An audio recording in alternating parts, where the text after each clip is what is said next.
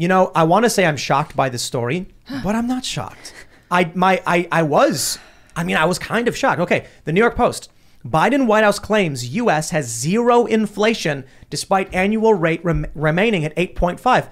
Joe Biden actually said inflation last month, 0%. And I was like, what? Inflation's at 8.5. It's insane. It's really, really bad. Anyone who's going, trying to figure out their finances right now is probably freaking out about this. Totally. You know what's scary? People are going to believe this. And you know what this is? The definition of a recession, the colloquial one, is two consecutive quarters of negative economic growth. Bill Clinton said it in 2001 or whatever, and the viral video from C-SPAN people are posting. And the UK considers it that. And all of a sudden they're like, no, actually, that's not the definition of a recession. So we're changing it.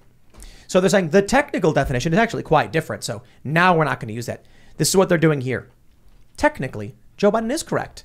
Axios reports inflation drops to 0 in July due to falling gas prices. Wow. And what? That's not true. It's 8.5%. Oh my gosh. I don't think you understand. Do you ever play games with little kids and they make up the rules and then when we start winning, they change the rules? Yes. Right. Yes. So what they're saying now is month to month inflation was 0. Oh my gosh.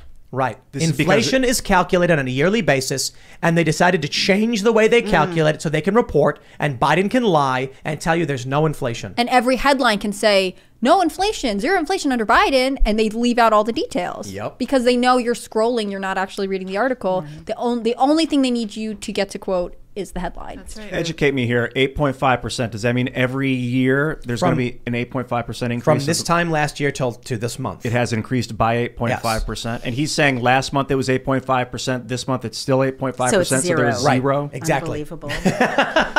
But it went up and then back down. So they're saying it didn't. It's so amazing. Yeah, it's not. But then the other issue is that it's still 8.5%. But food cost is still way up. Gas is still way up. All of these things are way up. But gas went down a little bit. So the funny thing is, you also got to understand what it means for there to be inflation, for there to be no inflation month to month. If if gas is skyrocketing, and then it goes up from $2 to $5, and then it drops down to $4.50, they will say inflation is at 0, down. even though it's massively up. Oh my god! Because it went down just a little bit, just a teeny little bit.